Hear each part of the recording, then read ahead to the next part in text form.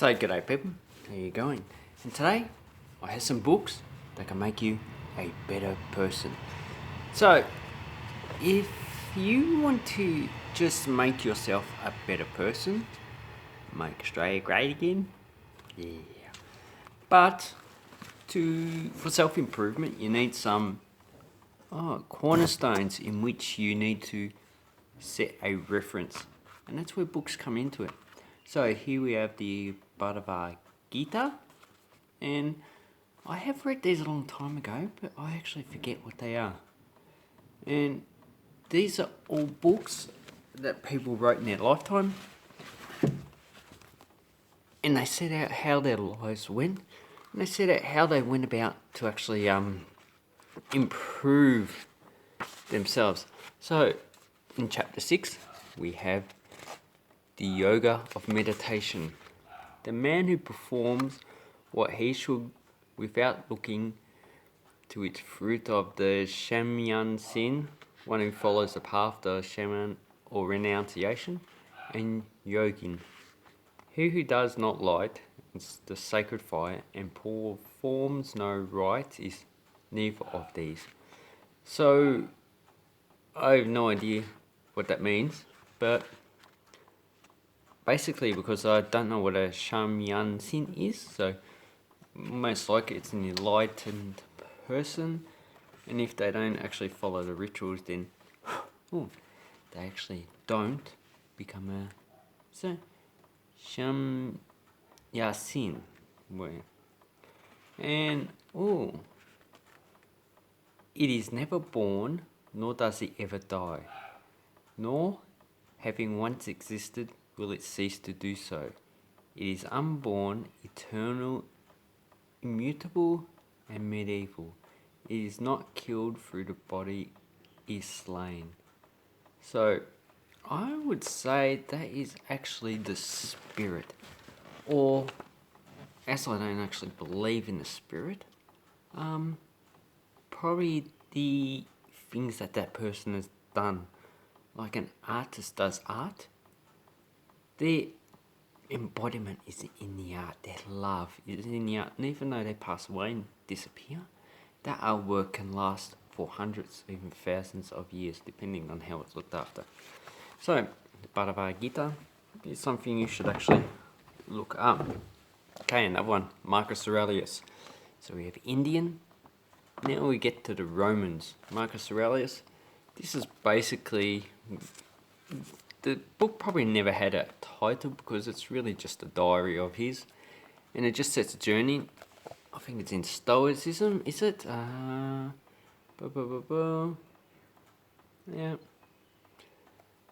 And yeah, Stoic philosophy, and it's really just how you treat other people. So let's go. The sinner sins against himself. The wrongdoer wrongs himself, becomes worse by his own actions. So if you're doing wrong by other people, that's only going to come back to you. You are just going to receive that as payment for what you've done. If you go around stealing, well, you're going to get caught, and one day you're going to go to jail, and that's going to punish you quite a lot. Okay, another very short one. Observe carefully what guides the actions of the wise, and what they shun or seek. So a wise person, someone who generally is very experienced in what they do. It depends on what area they're wise in. So they could be wise in knowledge, could be wise in physics, and then if you want to follow them, you need to be able to actually identify what they do and what they don't do, and then follow by example. But everyone is different, so what someone actually does might not suit another person, and what someone doesn't do might actually suit that person.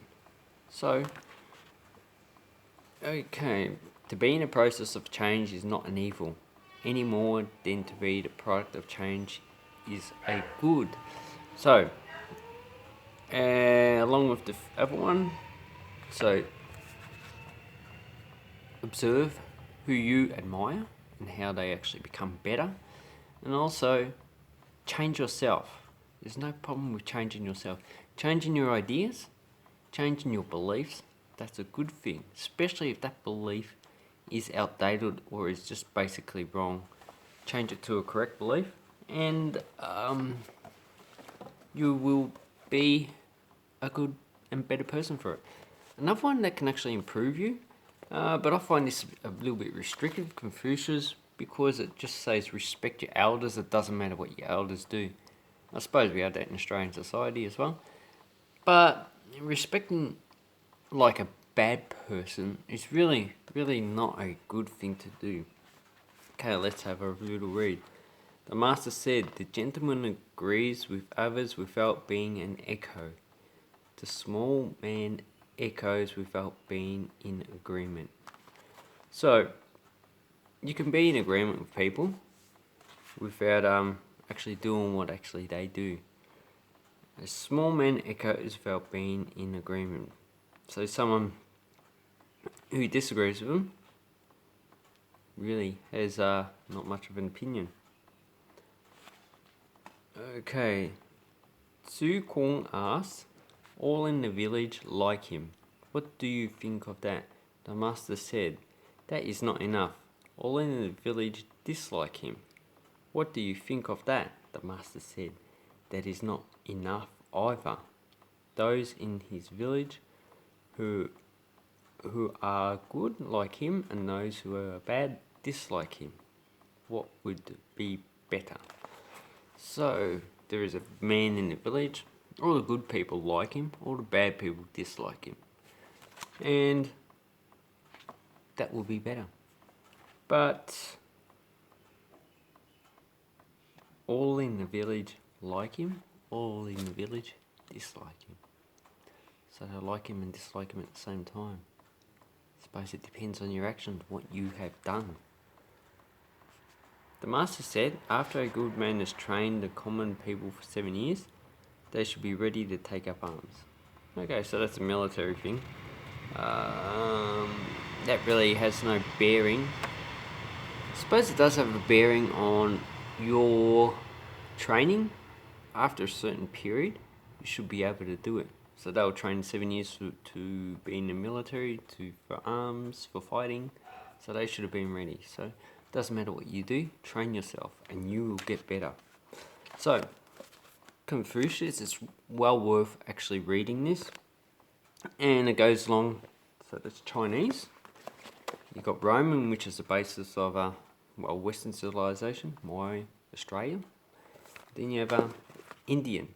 But because we are in a globalized society, we can actually use these for our benefit. It doesn't matter what culture you come from or what part of the world you're in. You can use these to better yourself and your society. Although, if there is a dictator in power or someone who's suppressive in power, it's going to be a bit hard to improve the society. Okay, another one. Lao Tzu, Tao Ti Ching. That's in Mandarin. And this is another Chinese one. And this is the basis of Taoism. This is the basis of Confucianism. And both of these actually contribute to current society. So China is not actually restricted by one philosophy like medieval Europe was restricted to only Christianity or different forms of Christianity. These are just totally different. Okay, your name or your person, which is dearer? Your person or your goods, which is worth more? Gain or loss, which is a greater bane? That is why excessive meanness is to lead to great expense. Too much store is sure to end in immense loss. No contentment, and you will suffer no disgrace. Know when to stop, and you will meet with no danger. You can then endure. So it's just basically, I just get that. Just know your limitations. Know when to stop. Know when to not do something that can do damage to you. Or if you have done damage, know how to limit it at a certain time period. Okay. Heaven and earth are ruthless and treated the myriad creatures as straw dogs. The sage is ruthless and treats the people as straw dogs. It's not the space between heaven and earth like a bellows. It is empty without being exhausted. The more it works, the more comes out. Much speech leads inevitably to silence.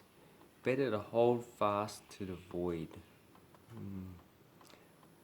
I'm not really too sure about that one. It's not a space between heaven and earth. So you need to interpret these yourself. I need to reflect on that one because I really have no opinion of it now. So when you read these, you need to actually take time to reflect them. And the last one is Aristotle's Ethics. So this one is actually, it's very, very in depth. So we have various chapters. Okay, it goes 10 chapters. So if we look at the contents, chapter 1, every rational activity aims at some end or good. So here's the first chapter, describes the actual contents. And this book's actually not too expensive. Okay, how is happiness acquired? From this springs another problem. Is happiness something that can be learned or acquired by habituation or cultivated in some other way? Or does it come to us by a sort of divine dispensation or even by chance? So, is it learned? Is it a biological thing? Is it comes from a god or a type of supernatural creature? Or is it just by chance, This is what you need to think about. Why are you happy and how did you acquire it? Some kind of pleasure may even be a supreme good. Further, it is admitted also that pain is an evil and to be avoided because it is either absolutely an evil or in some sense an impediment. So pain is an evil and an impediment? Personally, I don't think so. I think it can also spur you to actually grow on. Like when someone tells you, no, you can't do this, you just go, no, I'm going to do it. It doesn't matter how I do it, I'm just going to do it. Like you want to grow a business, online business, you want to be successful, and they're going, you can't do it, you're just slow, you're just a loser. And then you go, no, I'm going to show you that I can do it. And then you have to go through the pain process of actually trying to grow that business. It will be painful the first 5-10 years, but eventually if you persist, it will actually get there. How to estimate the value of a service? Political justice, it's conditional. Domestic justice is similar but distant. Political justice may be based upon natural or upon civil law. Okay, so you have to remember the time period that actually these were actually written.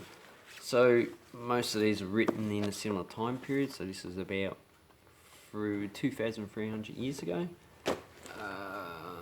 This is about, I think, 2,500 years ago. So only 200 years difference.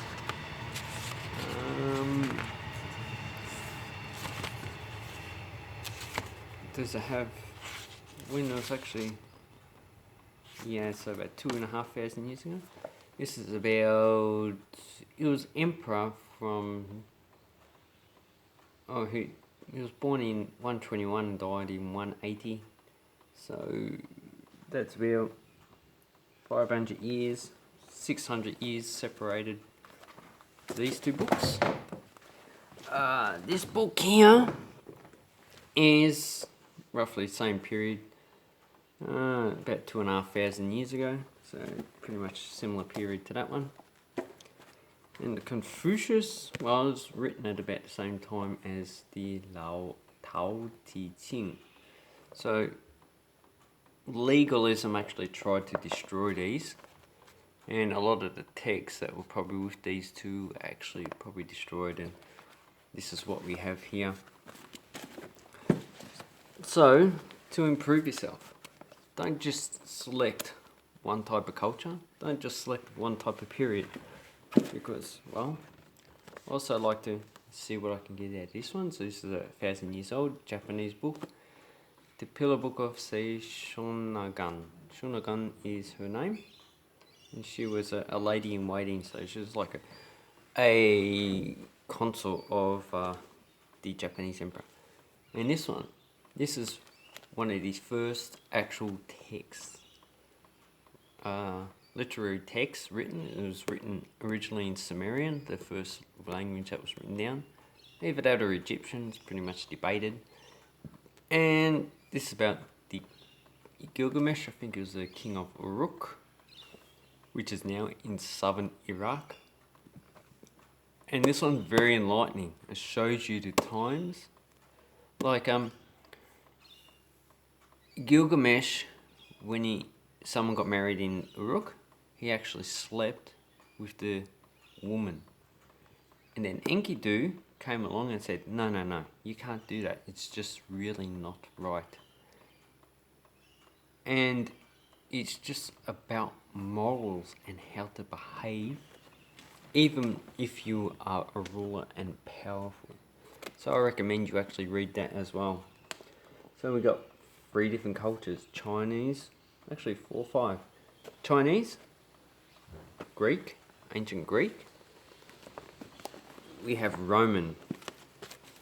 Although Roman actually took a lot from the Greeks. Then we have Indian. And the Chinese actually took a lot from the Indians as well. And then we have Sumerian. And the Sumerians actually influenced the Europeans and the Indians. Actually, our time, based on 60 years, actually comes from the Middle East. So that's a leftover from the Sumerian time period. Anyway, I'd like to say thank you very much. If you have any books to mention that can actually improve your life, then I would actually like you to leave it down below, because reading new things is a good thing to do. And Mr. Jordan Shanks actually likes to read 50 books a year. I'm not going to do that, but I will read these over and see how I can improve myself. Let's say thank you very much. Doesn't matter if you're on the left hand side of politics, both of you can actually improve yourself and come to the centre. Hooroo.